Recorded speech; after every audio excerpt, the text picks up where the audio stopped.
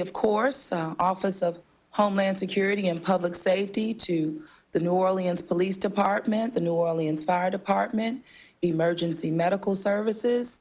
We're all here in partnership, even with our Police and Justice Foundation partners. So we want to welcome everyone here. And even when we think about calling 911, our call center is also here. Our focus on public safety is holistic. And celebrating this 1-year mark of our real-time crime center, it puts us in the right place and at the right time. And where leadership, even over a year ago, beyond a year ago, was focusing on creating this space of innovation and creativity to make New Orleans safer. As a city councilwoman, I led an initiative with my colleagues on the council. I do have to mention them, Councilman Brissett and even Susan Guidry, working with the sheriff at the time, Newell Norman, that would allow us to go on over there and take a look at the Fusion Center in Jefferson Parish. And it was from that moment and that time that I worked to spearhead the initiative with the previous administration. And here we are again, working together and focused on the citizens and visitors here in the city of New Orleans. This real-time crime center, we have seen it truly in real time prevent crimes from happening. We've seen even in real time how it's allowed us to solve and clear cases. We've seen it in real time even where we've seen flooding in our city where we need to therefore dispatch a vac unit out. So this is a holistic approach to improving the overall quality of life in the city of New Orleans. And yes, a key player is this real-time crime center that we will grow. We will grow. We have only scratched the surface, and that's the most exciting thing about this. But here standing with me are leaders who will tell you exactly how important this real-time crime center is and how it will live within the fabric of the city of New Orleans, literally for generations to come. It's through partnerships. So at this time, I'm going to call up our director of the New Orleans Homeland Security and Emergency Preparedness, Mr. Collin Arnold. Collin, where are you? Here you go, man, looking good. Afternoon, everybody. Thank you for being here as we celebrate the first anniversary of this state-of-the-art real-time crime center. The real-time crime center falls under the Office of Homeland Security and Emergency Preparedness. I'd like to recognize the staff here, 18 people who've worked around the clock to make this place a success since it opened in February of 2017. In our first year, we've successfully deployed technology, trained staff, and streamlined operations to support our public safety agencies on the ground. In 2016, we installed 260 cameras, city-owned cameras, bringing a total to over 340 camera feeds that the city owns in the city. We've also worked with other political subdivisions, like the Gentilly Development District. They just put in an additional 8 cameras in Gentilly. We're utilizing smart technology. This center is a complaint-based center. When a 911 call comes in, our technicians are directed to look at the cameras in those areas automatically. And so we have that link with the 911 center. We're very serious about how we maintain and store and secure this data, and I want the public to know that. We have a strict policy that we built in conjunction with the police consent decree monitor, the city attorney, and utilizing best practices from cities similar to our size and larger that have similar centers across the country. And we've developed a plan that secures, and an operations plan that secures the data that we receive, and anyone that wants to access it must comply with that policy. Because being transparent with the public and building trust and maintaining trust with the public is the most important thing we can do. To that end, we've also hosted numerous community groups, advocacy organizations, and faith-based leadership to come to this center and tour it and see how we really operate, how this center actually works. Through November, we've processed 2,300 requests for assistance from various public agencies, mainly the New Orleans Police Department. And I'm proud to say that in 70% of those cases, 2,300, we have developed relevant footage from the camera system. But as the mayor mentioned, we've found uses for this far beyond just law enforcement. We've used it for flooding. We're installing cameras at all the typical underpasses that flood during weather events so that we know right away when these things are happening, real-time monitoring. We work with Sewage and Water Board and Public Works on these projects. I'm very proud of working with our Department of Sanitation to hang cameras to corral some of the illegal dumping in the city as part of the mayor's Clean It Up NOLA campaign. We're very proud that we've already made summonses and arrest warrants in numerous dumping cases throughout the city. And so those things are going to continue. And I look forward to also working more with police, with the police department, obviously, and with fire and EMS to develop cause of fire origin and also footage for emergency medical use. So with that, I'd like to introduce Chief Harrison. NOPD has been our biggest partner and our greatest customer in this effort. And thank you again for this first year. Thank you for your leadership, Collin. Thank you, Director Collin, Arnold, and thank you, Mayor, for your leadership. We stood here a year ago with the mission not only to make New Orleans safer, but to also make our residents feel safer. And as your chief, I can confidently say today, the city is safer and the Real-Time Crime Center has played an extremely important and vital role. In just the first year of operation, the Real-Time Crime Center has saved the New Orleans Police Department approximately 2,000 man-hours, and that's a very conservative number. That means that our officers are getting to scenes faster and making better informed decisions in real time during an emergency. The manpower hours saved because of the investments in technologies like the Real-Time Crime Center are allowing our department to increase visibility, patrol operations on our streets and neighborhoods, and engage with the community more than ever before. This is helping us build trust with the public and building better cases. And we know that better cases leads to better prosecutions, so we can hold people accountable. To add to what the mayor has said, the Real-Time Crime Center is producing real results. I could stand up here all day and talk about the Real-Time Crime Center has aided in countless investigations, from shootings to robberies to burglaries and other property crimes. We're clearing cases sometimes minutes after they occur. In the 8th District alone, for example, that includes the French Quarter and the Central Business District, we believe instant access to video in combination with great detective work has helped us to clear all but one of 10 non-fatal shootings reported in the 8th District this year. That's a 90% clearance rate compared to just 17% back in 2017. We also believe it's helped us achieve over 50% clearance rate in armed robberies in the 8th District, and that's well above the national average. And with the launch of a new initiative that you're here in just a few minutes, we believe these results will continue to speak for themselves all across our great city by empowering residents to take part in deterring crime and then helping us solve it. And public safety, of course, is our top priority, and under my leadership, we've doubled down on that mission, becoming a leader in innovation, reform, and smart policing that's having a significant reduction in violent crimes again this year. It should be very clear today that we are all in this together to live and work in a stronger and safer New Orleans. Thank you very much. And at this time, I'm going to ask the director and CEO of our police foundation to come forward, Ms. Melanie Talia. Thank you, Chief. Thank you, Mayor, Chief Collin. Ladies and gentlemen, SafeCam Platinum. Simply put, SafeCam Platinum is 21st century neighborhood watch. It's citizens looking out for citizens and doing so through technology. It is a public-private partnership to improve public safety through technology. And we have here with us today 3 of our neighbors who have already joined the 21st Century Neighborhood Watch and who are committed to looking out for each other and for the citizens of New Orleans. We have Alden McDonald, president of Liberty Bank. We have Anthony Carter. Anthony is the director of finance at the Downtown Development District. And we also have Mr. Gilbert Crowden, president of the Tall Timbers Neighborhood Association. Each of these individuals, each of these businesses are looking out for each other, and they're looking out for you through SafeCam Platinum. SafeCam Platinum allows residents and businesses to share their public-facing security camera footage directly with the Real-Time Crime Center on an as-needed, incident-related basis. And just as these 3 individuals have joined the 21st Century Neighborhood Watch, SafeCam Platinum, now you can too. So I urge all of you to go to SafeCamNOLA.com.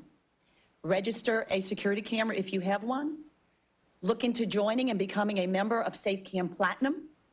And by doing so, you will add your private security camera footage to the network of more than 340 feeds around the city that are currently feeding into the Real-Time Crime Center. And I will turn it over to the mayor for questions. Now, Melanie, can you share with the public, those who may not be able to afford cameras, but we've worked on a partnership that will allow all of our residents to take advantage of this initiative. So we're not doing this in isolation of. Absolutely. We're looking at where the needs are great as well. Certainly, certainly. A few short years ago, we launched SafeCamNOLA, and it was a registry, an online registry of security cameras across the city. And the first thing that jumped out at us is the neighborhoods probably who needed cameras most did not have those cameras.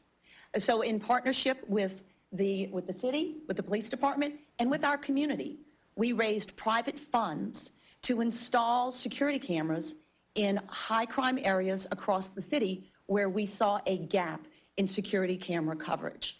We asked citizens to volunteer. You don't currently have a camera. Would you like to have one? Would you volunteer to host a camera? And if so, we will provide that camera and we will install that camera.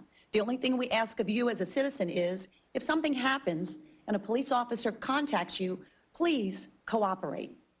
We have 6,000 cameras currently registered in SafeCam, and we have a list right now of about 400 citizens who don't yet have cameras, but who need cameras. And we are working to raise additional private funds and to work with the city, the police department, through government grants to get those cameras installed.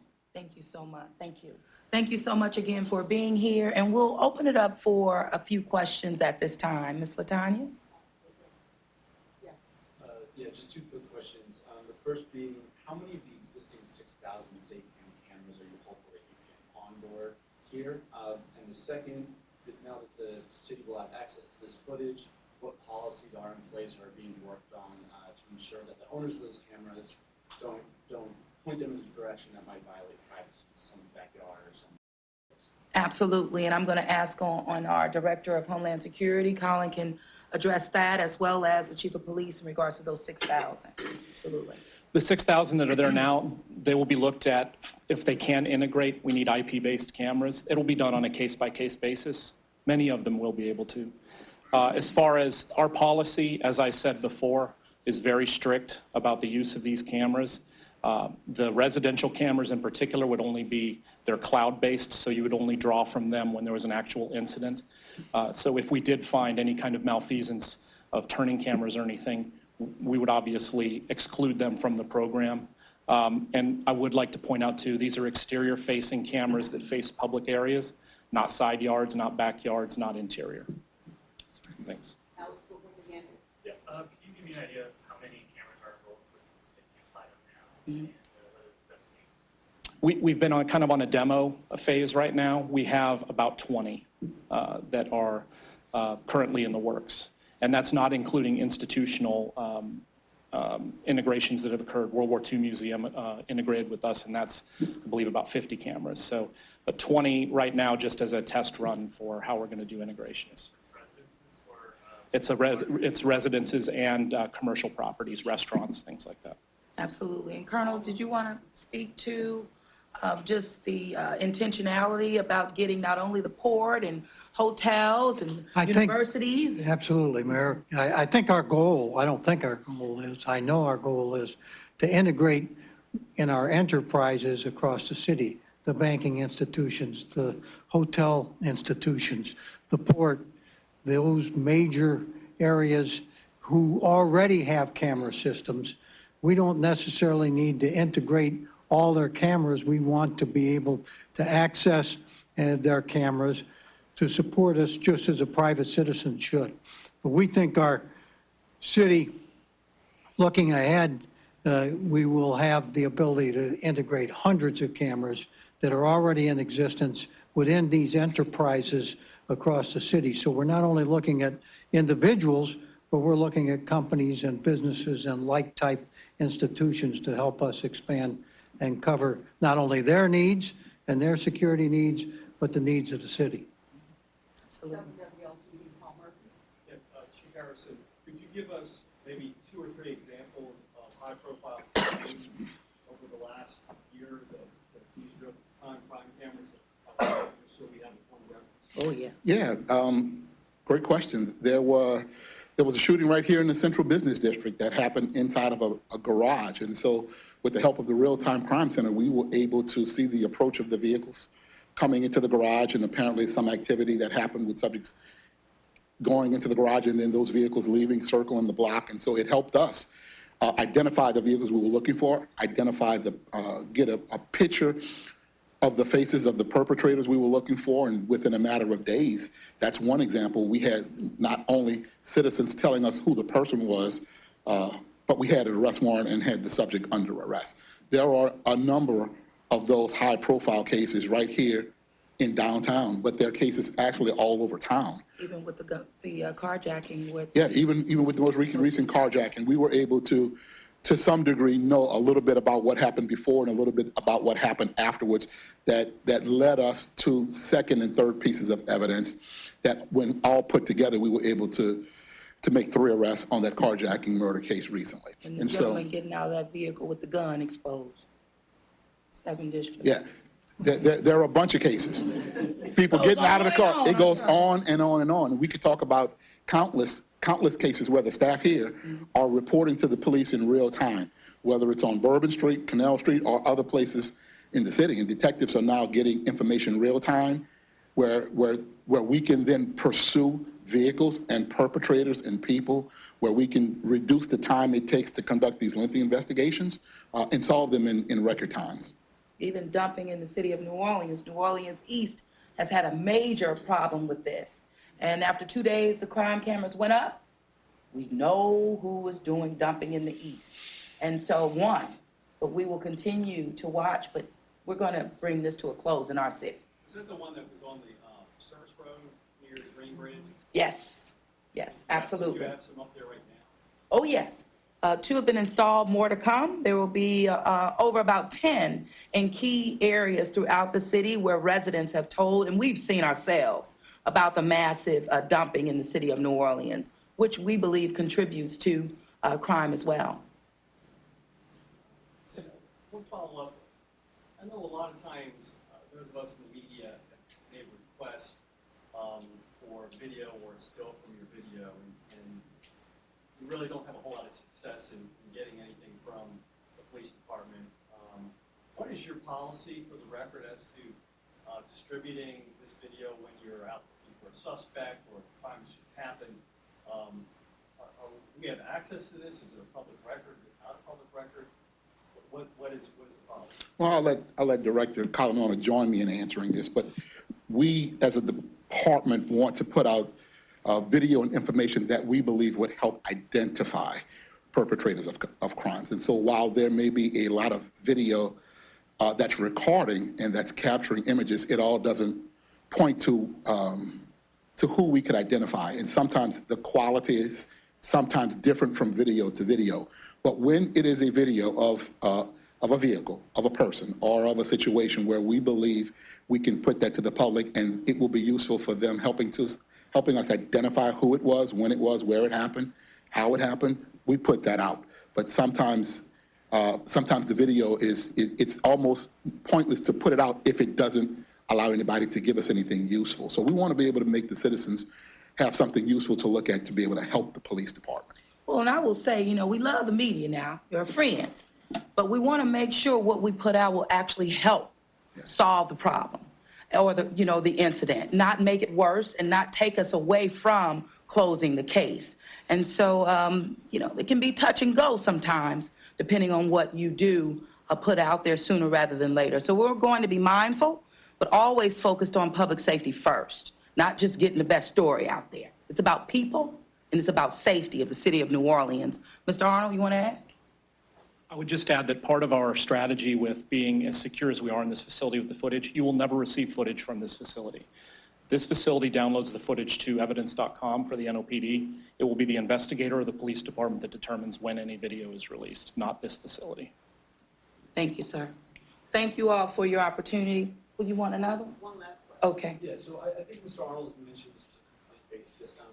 I was curious whether these cameras have been used in situations prior to a complaint, for lack of better terms, maybe a sting or a bust, used kind of in advance.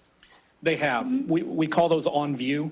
Out of, say, every 10, maybe one, that's just a vigilant technician who happens to be looking at a camera when something happens. That's why you have to understand they don't occur that often, but the majority of our cases are based off of that 911 call that initially comes in. The technician looks at the footage, backtracks a few minutes, and all of a sudden, there's the potential that they capture the crime on video. And capturing those sex crimes. I mean, we're That's very correct. proactive in that regard. And let me tell you, we're 1 year in, but where we will go with this technology in this real-time crime center, it's phenomenal. We're going to grow it, and we'll respond to the needs of this community every step of the way. But we're moving in the right direction, no doubt. Thank you so much. Thank you all.